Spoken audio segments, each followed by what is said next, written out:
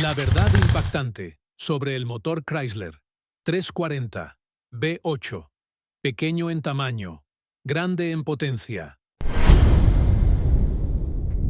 Decían que el tamaño lo era todo, que los Big Blocks dominaban las calles, que cualquier cosa por debajo de 400 pulgadas cúbicas era solo para ir al supermercado.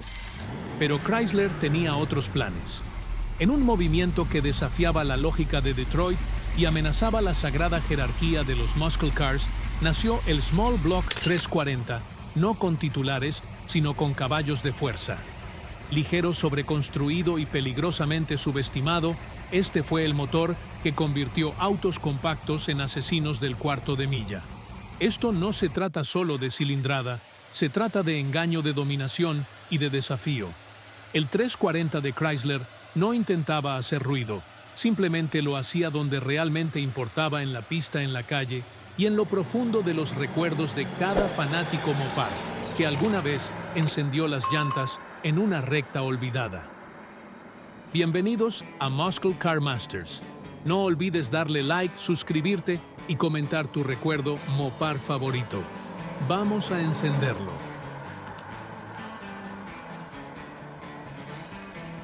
A finales de los años 1960, las máquinas Big Block de Chrysler como el 380 y 3 Magnum, el 440 Six-Pack y el todopoderoso 426 Hemi dominaban los titulares. Pero algo faltaba. Mientras Ford tenía el liviano 289 Hippo y GM gobernaba con el legendario 327 Mopar, no tenía un luchador ligero y de alto régimen para sus autos más pequeños. Eso cambió en 1968. Silenciosamente y casi estratégicamente, Chrysler lanzó el bloque pequeño, 340 pulgadas cúbicas, un peleador diseñado no para trofeos, sino para tomas de poder. No era simplemente un 318 agrandado o un 273 mejorado. Era un arma completamente nueva. Con cigüeñal de acero forjado, bloque de alto contenido de níquel, válvulas sobredimensionadas y un perfil de leva pensado para asaltos a altas revoluciones, el 340 no solo era rápido, estaba hecho para ser abusado. De fábrica, el 340 estaba calificado en 275 caballos de fuerza y 340 libras-pie de torque. Pero los tests en dinamómetro contaban otra historia. En el mundo real, solía alcanzar entre 310 y 325 caballos sin modificaciones internas. Su diámetro era de 4.04 pulgadas, la carrera de 3.31 y una relación de compresión altísima de 10.5 a 1. Respiraba a través de un carburador Carter ABS de 4 gargantas y alcanzaba el límite en 6.000 revoluciones por minuto alto, para la época, especialmente en un small block de fábrica. No era un motor económico de comportamiento dócil. Era un asesino callejero disfrazado de hierro. Lo que hizo único al 340 fue que no fue construido para series de carreras sancionadas ni para competencia de élite. Fue construido para el pueblo, para los mecánicos de fin de semana, los corredores de medianoche, los tipos comunes que querían potencia sin pagar el precio de un Hemi. Según Warren Fillmore, un ingeniero retirado del desarrollo de motores de Chrysler, lo hicimos grueso, fuerte y simple. Sabíamos que los muchachos lo iban a castigar. Para eso era. Las paredes gruesas del bloque, el diseño sobredimensionado de los muñones y hasta los tornillos de culata estaban sobrediseñados pensando en la durabilidad. El 340 podía soportar óxido nitroso, levas de alto régimen y abuso constante del acelerador sin inmutarse, pero Chrysler no metió el 340 en cualquier coche. Eligieron sus plataformas más ligeras y agresivas, el Dodge Dart, el Plymouth Duster y el AAR Cuda. De fábrica, estos autos pesaban entre 2.970 y 3.200 libras, lo que los hacía mortales al emparejarlos con un small block de alto régimen. Tomemos el Duster 340 de 1970. Con un peso justo por debajo de 3.000 libras y engranaje de fábrica, podía alcanzar de 0 a 60 en 6.2 segundos y completar el cuarto de milla en 14.3 segundos. El AAR CUDA, una edición legal de calle para homologación Trans Am con el 340 Six-Pack, podía recorrer el cuarto de milla en menos de 14 segundos y acelerar a 60 en 5.8 segundos. No eran números de revista, eran resultados reales, desde gasolineras, caminos rurales y noches de pista por todo Estados Unidos. Mientras GM y Ford construían sus leyendas con marketing y pruebas en revistas, el 340 se ganaba sus rayas en silencio en las calles. Se convirtió en el arma preferida de los corredores callejeros desde Detroit hasta Bakersfield. Según un ex corredor conocido solo como Jimmy Cuda, yo tenía un Dart 340, con headers, admisión y slicks. Humillé a un tipo con un Chevelle 396 que costaba el doble que el mío.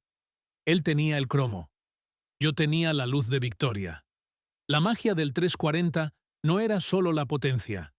Era la manera en que la entregaba rápida, suave, con respuesta instantánea del acelerador y un torque medio brutal. Incluso hoy la relación peso-potencia de un Duster 340 se mantiene sorprendentemente competitiva. De hecho, un coche con 340, ligeramente modificado, aún puede enfrentarse a muchos Mustang o Charger Bump 6 modernos. Pero en aquellos tiempos era revolucionario. Para 1970, Chrysler llevó el 340 a su forma más agresiva, no solo para la calle, sino para la pista. Ya no se trataba de rendimiento sutil. Era cuestión de demostrar al mundo que un small block, cuando está bien afinado, podía humillar a los big block. El resultado fue el 340 Six-Pack, una bestia con triple carburación que abandonó el cárter de 4 gargantas estándar por 3 carburadores Holley de 2 gargantas. El rugido de admisión era instantáneo, la respuesta del acelerador brutal. Chrysler lo calificó en 290 caballos de fuerza, pero las cifras reales rondaban entre 330 y 350. Y más que solo potencia máxima, era la manera en que esa potencia se entregaba rápida, precisa, implacable. Pero el camino hacia esa furia del Six-Pack no vino de la nada. De hecho, según el editor de Car and Driver Pat Bedard, quien formó parte del equipo de desarrollo de Chrysler en los finales de los 60, la creación del 340 fue impulsada por la envidia hacia la competencia. Como reveló Bedard, nos tenía desconcertados lo rápido que era el Chevy Nova con el 327. Así que compramos uno, lo desarmamos y lo estudiamos. Lo que encontraron fue revelador. El 327 de alto régimen con sus cabezas L79 estaba marcando el paso en las calles. Y en un movimiento poco común, los ingenieros de Chrysler modelaron esencialmente las cabezas del 340 basándose en el diseño L79 de Chevy, un momento silencioso en el que Mopar tomó prestado del manual Bouty para construir a un verdadero asesino de las calles. Pero Chrysler no estaba construyendo esta versión para cualquiera. Esta era un arma diseñada para homologación, dirigida directamente a la serie Trans Am. Para calificar, tenían que ofrecer autos de producción con el mismo equipo utilizado en la serie de carreras. Ahí es donde entran el Challenger TA de 1970 y el Plymouth AAR CUDA. Estos no eran solo paquetes cosméticos, eran autos de carrera legales para la calle. Cofres de fibra de vidrio, livianos, escapes laterales, configuraciones de neumáticos escalonadas y suspensión ajustada para manejo real, no solo para fanfarronería en línea recta. Bajo el cofre, el 340 Six-Pack les dio a estos autos el golpe que necesitaban. Ambos autos recorrían el cuarto de milla en menos de 14 segundos, y su aspecto agresivo se aseguraba de que no los confundieras con algo ordinario. Pero justo cuando el 340 alcanzaba su punto máximo mecánico, algo más oscuro se desarrollaba detrás de escena. A partir de 1971, Detroit fue golpeado por lo que muchos llamaron una ola de reformas necesarias. Pero para los fanáticos de los fierros, los corredores y los ingenieros se sintió más como un derribo estratégico, una guerra silenciosa contra la potencia. El gobierno federal, bajo presión creciente de movimientos ambientales, cabilderos de seguros y una opinión pública cambiante, aprobó regulaciones de emisiones y seguridad generalizadas. En papel, se trataba de aire más limpio. En la práctica, fue el comienzo del fin para el rendimiento. Las relaciones de compresión fueron las primeras en caer. El 340 bajó de una agresiva 10.5:1 a una domesticada 8.5:1 en solo un año. Los perfiles de leva se suavizaron. Las curvas de tiempo fueron anuladas. Pero aquí es donde las cosas se vuelven sospechosas. Según el ingeniero retirado de Chrysler Don Whitaker, quien trabajó en validación de motores entre 1969 y 1973, ya estábamos desarrollando versiones de bajas emisiones del 340 que aún generaban potencia. Pero cada vez que nos acercábamos, las reglas cambiaban. De repente, teníamos que añadir más restricciones, reducir más el tiempo. Se sentía como si el motor estuviera siendo estrangulado deliberadamente. No era solo burocracia federal. Las compañías de seguros comenzaron a imponer primas altas sobre cualquier cosa con un carburador de 4 gargantas y escape doble, sin importar las emisiones reales. Según un memorando interno filtrado en 1972, se aconsejó a la división de marketing de Chrysler evitar promocionar autos con el 340 como vehículos de alto rendimiento por miedo a la reacción de legisladores y aseguradoras. Y aquí viene el verdadero golpe: el 340 nunca fue prohibido por ley. Simplemente se volvió imposible de vender. Las regulaciones no lo prohibieron directamente. Lo hicieron no rentable, inasegurable e invisible en las salas de exhibición. Algunos en la comunidad Mopar todavía lo llaman un asesinato regulatorio. Las especificaciones seguían siendo decentes. 240 caballos netos en 1972, pero el alma se había ido. El rugido de admisión estaba apagado. El acelerador ya no respondía con rapidez. El 340 ya no gritaba, suspiraba. A pesar de haber sido limitado, el 340 aún conservaba parte de su magia. Aceleraba limpio, respondía bien al ajuste y tenía una parte inferior forjada que muchos motores modernos envidiarían. Pero ya no era una prioridad para Chrysler.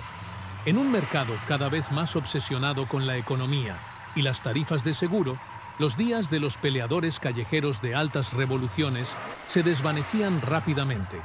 Para 1973, el 340 solo se encontraba en versiones selectas, muchas veces despojadas de su antigua gloria. Luego, en 1974, desapareció por completo, sin comunicado de prensa, sin edición final. Se fue tan silenciosamente como había llegado. En su lugar vino el 360, un sucesor más suave y menos agresivo, que nunca capturó el mismo seguimiento de culto. El 340 nunca llevó una insignia Hemi, ni apareció en portadas, pero se ganó su legado en garajes, esquinas de calles y pistas clandestinas a medianoche en toda América. Dart Swingers, Duster, 340s y AAR, Judas no eran solo autos, eran sobrevivientes de una era mecánica y cruda. Los coleccionistas aún veneran al 340 por su simplicidad, durabilidad y espíritu. Sin electrónica, sin lujos, solo acero forjado y fuego. Incluso hoy, su distintivo rugido de altas revoluciones vive en las noches de exhibición, un símbolo de libertad, rebeldía y la creencia de que los small blocks también pueden hacer cosas grandes. El 340 no murió, se fue al underground esperando su próximo rugido. ¿Y tú qué opinas? ¿Alguna vez has estado al volante de una máquina con un 340? ¿O viste una gritar frente a ti en una batalla nocturna en un semáforo? Deja tu historia en los comentarios y dinos de qué lado estás en el gran debate de los small blocks. Para más leyendas como esta, hallazgos raros y verdades ocultas del muscle car americano, asegúrate de dar like, suscribirte y activar la campana. Esto es Muscle Car Masters, donde los motores nunca mueren y las historias siempre vuelven a rugir.